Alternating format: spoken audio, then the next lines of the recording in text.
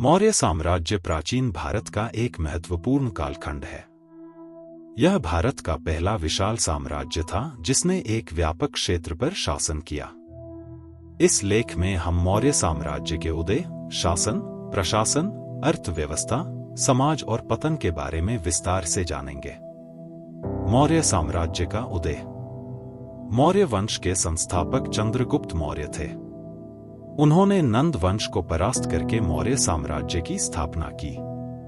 चंद्रगुप्त मौर्य को इस कार्य में चाणक्य, विष्णुगुप्त का महत्वपूर्ण सहयोग मिला। चाणक्य एक कुशल राजनीतिज्ञ और अर्थशास्त्री थे। मौर्य साम्राज्य के उदय के प्रमुख कारण निम्नलिखित थे। महाजनपदों की कमजोरी। महाजनपद काल के अंत तक महाजनपद कमजोर हो गए थे, जिसने मौर्य साम्राज्य की स्थापना का मार्ग प्रशस्त किया। चाणक्य की कुशलता। चाणक्य के राजनीतिक कौशल और सैन्य रणनीति ने चंद्रगुप्त मौर्य को सफलता दिलाई। साम्राज्यवादी भावना। चंद्रगुप्त मौर्य में एक विशाल साम्राज्य स्थापित करने की महत्वाकांक्षा थी। मौर्य साम्राज्य का विस्तार। चंद्रगुप्त मौर्य ने अपने शासनकाल में साम्राज्य का काफी विस्तार किया। उन्होंने पश्चिम में पंजाब तक और दक्षिण में विंध्य पर्वत तक अपना प्रभाव स्थापित किया। उनके पुत्र बिंदुसार ने भी साम्राज्य का विस्तार किया।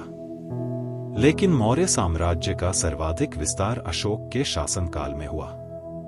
अशोक ने दक्षिण भारत के अधिकांश भाग को जीत लिया और साम्राज्य को अफगानिस्तान तक फैलाया। मौर्य प्रशासन। मौर्य प्रशासन अपने समय के लिए काफी विकसित था। चाणक्य के अर्थशास्त्र में प्रशासन के विभिन्न पहलुओं का विस्तार से वर्णन किया गया है।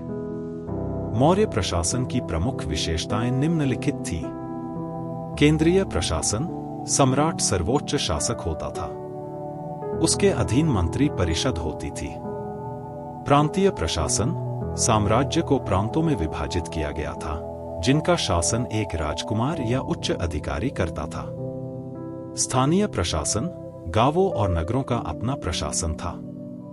सेना। मौर्य साम्राज्य की सेना काफी शक्तिशाली थी। इसमें पैदल सेना, घुड़सवार सेना, हाथी और रथ शामिल थे। मौर्य अर्थव्यवस्था। मौर्य काल में अर्थव्यवस्था में भी महत्वपूर्ण विकास हुआ। कृषि, व्यापार, उद्योग आदि क्षेत्रों में प्रगति हुई। भूमि राजस्व मुख्य राजस्व स्रोत था। सिंचाई पर ध्यान दिया गया और कृषि उत्पादन बढ़ा। व्यापार मार्गों का विकास हुआ और व्यापार का विस्तार हुआ। मौर्य समाज। मौर्य काल में समाज में वर्णाश्रम व्यवस्था का कठोर रूप प्रचलित था। ब्राह्मणों का प्रभाव बढ़ा। महिलाओं की स्थिति में गिरावट आई। लेकिन इस काल में कुछ सामाजिक सुधार भी हुए, जैसे कि विधवा पुनर्विवाह की अनुमति। अशोक का धम्म। अशोक मौर्य साम्राज्य का सबसे प्रसिद्ध शासक था। उसने बौद्ध धर्म अपना लिया और धम्म के प्रचार में महत्वपूर्ण भूमिका निभाई। धम्म एक नैतिक और सामाजिक दर्शन था, जिसमें अहिंसा, सहिष्णुता और कल्याणकारी कार्यों पर बल दिया गया था। अशोक ने धम्म के प्रचार के लिए कई स्तंभ और शिलालेख बनवाए। मौर्य साम्राज्य का पतन। मौर्य साम्राज्य के पतन के कई कारण थे।